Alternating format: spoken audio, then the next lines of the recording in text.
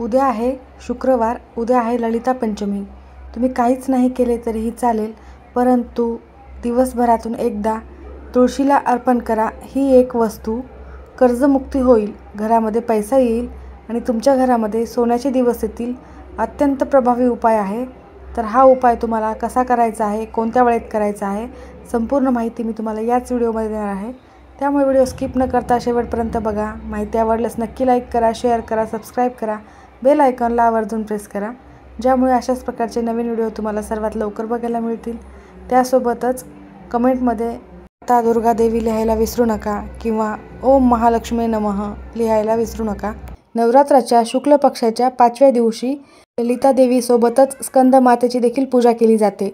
तर या दिवशी हा प्रभावी उपाय का करावा, तर ललिता देवीचे आशीर्वाद प्राप्त होतात, स्कंद मातेचे, नवदुर्गेचे आशीर्वाद तुम्हाला प्राप्त होतात आणि त्यामुळे तुमच्या सर्व इच्छा पूर्ण होऊन तुमच्या घरामध्ये अखंड लक्ष्मी वास करेल, धनसंपत्ती तुमच्या घरामध्ये कायम राहील. त्यासाठीच तुम्हाला हा उपाय करायचा आहे. तुळशीला देवाच्या पूजेमध्ये आणि उपायामध्ये धार्मिक, सामाजिक आणि आरोग्यविषयक अत्यंत महत्त्वाचे मानले जाते. तुळशीची पूजा केल्याने लक्ष्मी प्रसन्न होते, घरामध्ये सुख, शांती, समृद्धी वाढते आणि नकारात्मक शक्तींचा देखील नाश होत असतो. आणि उद्या आहे शुक्रवार आणि उद्या आहे ललिता पंचमी. ललिता पंचमीचे देखील अत्यंत महत्त्व आहे. देवी ललिताविषयी पुराणात काय सांगितलेले आहे? वडील दक्षाच्या अपमानामुळे मुलगी सतीने आपला प्राण त्याग केला. भगवान शिवाने तिचा मृतदेह उचलून इकडे तिकडे फिरवू लागले.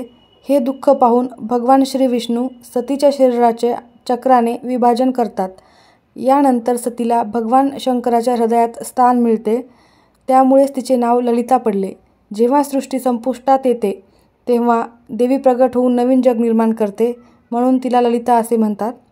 पुराणात असे म्हणतात की कामदेव भस्म झाल्यावर त्यांच्या भस्मातून एक राक्षस जन्म झाला आणि ज्याला मारण्यासाठी देवीने शिवाच्या हृदयातून ललिता अवतार घेतला. त्यासोबतच पार्वती आणि शिव यांचीही पूजा या दिवशी केली जाते. त्यामुळे यांची पूजा केल्याने सुखसमृद्धी प्राप्त होते. तर तुम्ही या पूजेसोबत हा उपाय करायचा आहे. जे नवरात्राचे 9 दिवस व्रत करतात त्यांना देखील हे व्रत करायचे असतेच, परंतु जे करत नाहीत त्यांना देखील हे व्रत आवर्जून करायचे आहे.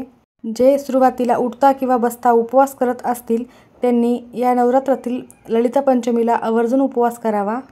कारण हे व्रत एवढे प्रभावी मानले जाते की हे व्रत केल्याने आपल्या कुटुंबाचे कल्याण होते आणि सौभाग्य प्राप्ती होते, अखंड सौभाग्य टिकून राहते. आता मी तुम्हाला जो उपाय सांगणार आहे तर हा उपाय तुम्ही दिवसभरात कधीही करू शकता. जर तुम्हाला सतत पैशांच्या अडचणी येत असतील, आलेला पैसा घरामध्ये टिकत नसेल, खूप कष्ट आणि मेहनत करून हवा तेवढा पैसा तुम्हाला मिळत नसेल, सतत काही ना काही अडचणींना सामोरे जावे लागत असेल, सोबतच आजारपणामध्ये देखील पैसा तुमचा जात असेल, अशा सर्व समस्या दूर होण्यासाठी हा उपाय प्रभावी ठरणार आहे.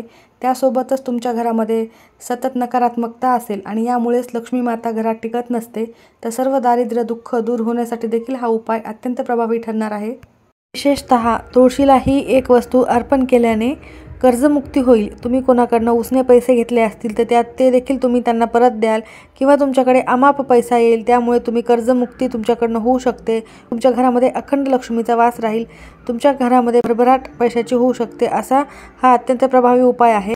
तुम्ही जर ललिता पंचमीला हा उपाय केला तर तुमच्यावर काही कर्ज असेल ते देखील दूर होईल. त्यासोबतच सर्व पैशासंबंधित समस्या देखील संपतील आणि तुमच्या घरामध्ये कायम लक्ष्मी माता नांदेल. या नवरात्राच्या 9 दिवसात दुर्गा देवी आपल्या घरामध्ये स्थापित असते. घटस्थापना आपण करत असतो.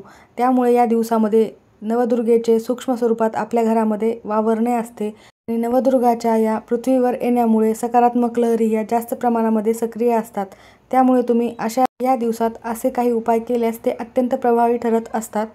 म्हणूनच या सेवेचं शीघ्र फळ प्राप्त होत असते. म्हणूनच तुम्ही आवर्जून उद्या ललिता पंचमीला दिवसभरात हा उपाय कधीही करायचा आहे, पण नक्की करा. अगदी सोपा उपाय आहे.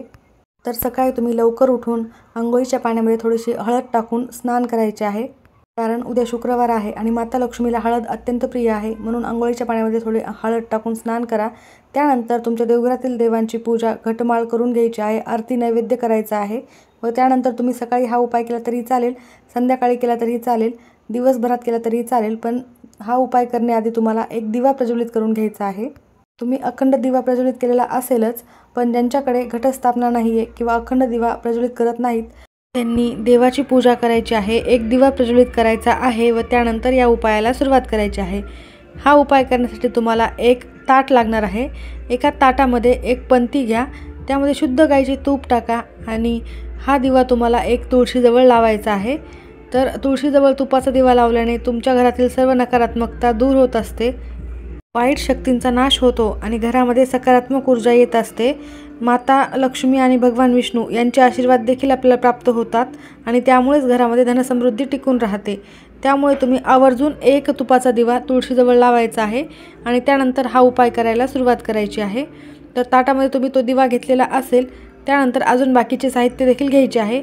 एक गुळाचा खडा घ्यायचा आहे, एक तांबे भरून पाणी घ्यायचं आहे, त्यासोबतच तुम्हाला एका ग्लासमध्ये उसाचा रस घ्यायचा आहे।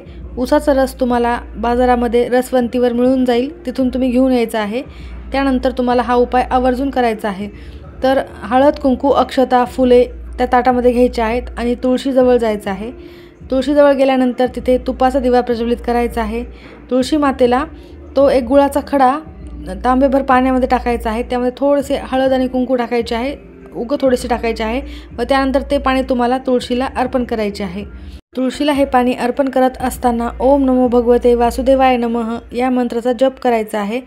त्यानंतर तुळशीला हळद, कुंकू, अक्षता, फुले वाहून घ्यायचे आहेत आणि तुम्ही जो उसाचा रस आणलेला आहे तो तुम्हाला एका चमच्याने टाकायचा आहे। तुमचं नाव आणि गोत्र बोलायचं आहे व त्यानंतर तो उसाचा रस वाहायचा आहे। अशा प्रकारे तुम्हाला 11 वेळेस नाव आणि गोत्र बोलून तो उसाचा रस तिथे तुळशीला अर्पण करायचा आहे।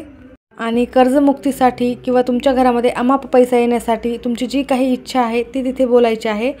ह्या उपायाने धनसंपदा प्राप्त होते आणि कर्जमुक्ती आवर्जून होते, कारण माता लक्ष्मी या उपायाने प्रसन्न होत असते। त्यामुळे तुम्ही हा उपाय आवर्जून करायचा आहे। तिथेच बसून तुम्हाला 11 वेळा ओम नमो भगवते वासुदेवाय नमः या मंत्राचा जप करायचा आहे। कनकधारा स्तोत्राचे पठण करायचे आहे। ओम श्री महालक्ष्मी नमः या मंत्राचा देखील तुम्ही जप करू शकता, तो कमीत कमी 108 वेळा जप करावा। त्यानंतर तुम्ही तिथेच बसून नवार्ण मंत्र देखील म्हणू शकता। नवदुर्गा प्रसन्न होतील त्यासाठी तुम्हाला हा देखील मंत्र म्हणायचा आहे। हे सर्व करून झाल्यानंतर प्रार्थना करायची आहे। तुळशी मातेला 11 प्रदक्षिणा घालायच्या आहेत। प्रदक्षिणा घालत असताना देखील ओम नमो भगवते वासुदेवाय नमः या मंत्राचा जप करायचा आहे। तर अशा प्रकारे हा उपाय करून तुळशी मातेला नमस्कार करून तुमच्या सर्व समस्या सांगायच्या आहेत, त्या दूर होण्यासाठी प्रार्थना करायची आहे। हा उपाय करा, अत्यंत प्रभावी उपाय आहे।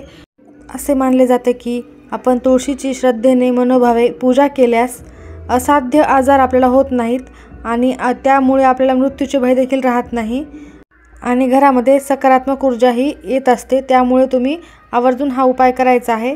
तुळशीला देवी लक्ष्मीचे रूप मानले जाते। तिला उसाचा रस अर्पण केल्याने घरात सुख, समृद्धी, संपत्ती येते। त्याचबरोबर शत्रूंचा नाश होतो। शत्रू दूर करण्यासाठी हा उपाय अत्यंत महत्त्वाचा मानला जातो।